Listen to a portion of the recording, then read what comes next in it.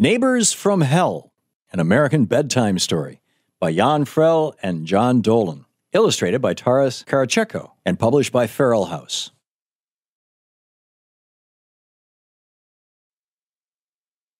A bedtime story. It was bedtime again. Dan wanted a story. And no Dr. Seuss, I want it all gory. I'm talking real monsters let loose on our street. And I suddenly thought of the monsters he'll meet. Is he too young to know? He'll find out someday. He should hear it from Dad, not learn the hard way. So I said, listen, Dan, about half of our neighbors are monsters in some way. They come in all flavors. They don't have big fangs, big claws, or knives, but they're ruthless and mean, and they've ruined our lives. Tomorrow the repo men come, and we have to go. So before we're evicted, Dan, I think you should know just what kind of monsters are lurking right here, because they are the ones that you ought to fear. RHONDA, the reality star. You know that big house where the camera crews roam? That's what RHONDA and her family call home. The network tells RHONDA to sob and be mean. She's paid by the tantrum, makes hundreds per scene. They film her daily from breakfast to breakdown and applaud when she treats her close friends to a takedown. RHONDA stumbles along between Botox and detox, and her big life dilemma is white socks or pink socks. Her three little monsters have learned mommy's rules, so if you ever see them, run home from school. They'll hurt you and hope that it gets on the show. The worser the better is all that they know. Shady Steve, the slumlord.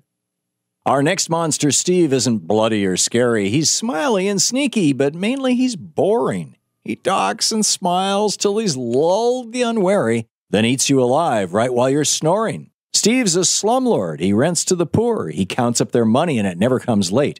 If they complain, they're headed right out the door. There's plenty more lining up at the gate. Never set foot into one of Steve's lairs. You'll come face to face with a hungry old rat. Get zapped by the wires or trapped on the stairs or fall through the floor like Sylvester the cat. Mike, the maid service goblin. Goblins are creeps who love gold and dark caves. Our goblin's named Mike, and he looks like a man. He lives down the street where he keeps 7 slaves in a basement and leads them out to his van. Mike brings his maids in from a country so poor that the women are willing to work far away to sleep on an air mattress right on Mike's floor and clean rich folks' houses for terrible pay. Mike thinks he's a hero. I'm helping these gals. They're better off here in the land of the free. They're not just my workers. I consider them pals. Of course, I'm not a nonprofit. It also helps me.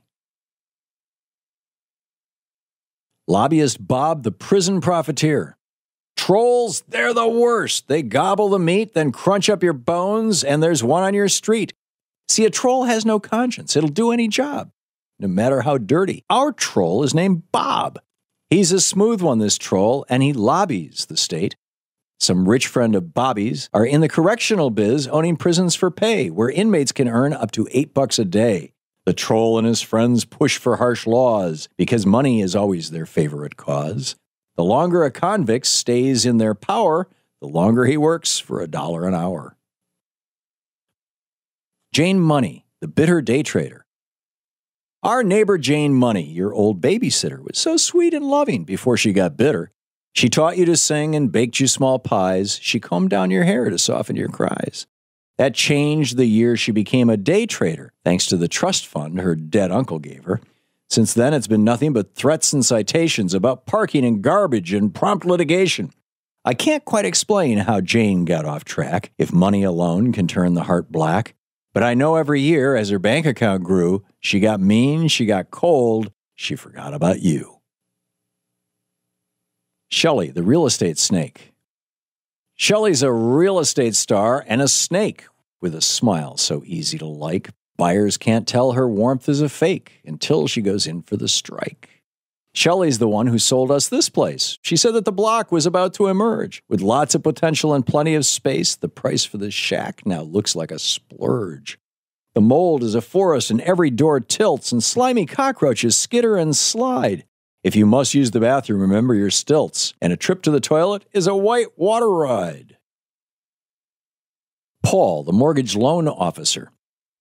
Our old neighbor Paul, the one who last night came over, who has in his driveway a Porsche and Range Rover, who meets with the guys for Tuesday night poker, he brought some bad news as an old friend and broker.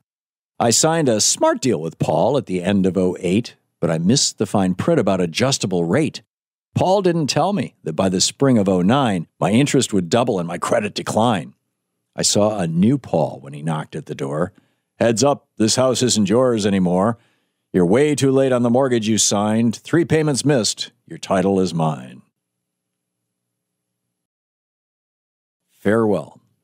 At midnight, our house will belong to Paul's bank. It's a good move for him. He'll step up in rank. The sheriff will be here. There'll be a big van, and all our stuff goes with the bank's repo man. The monsters will stare as the guys pack up our clutter and agree we deserve our new life in the gutter. The one thing they're sure of is we get the blame. When something bad happens, it's always the same.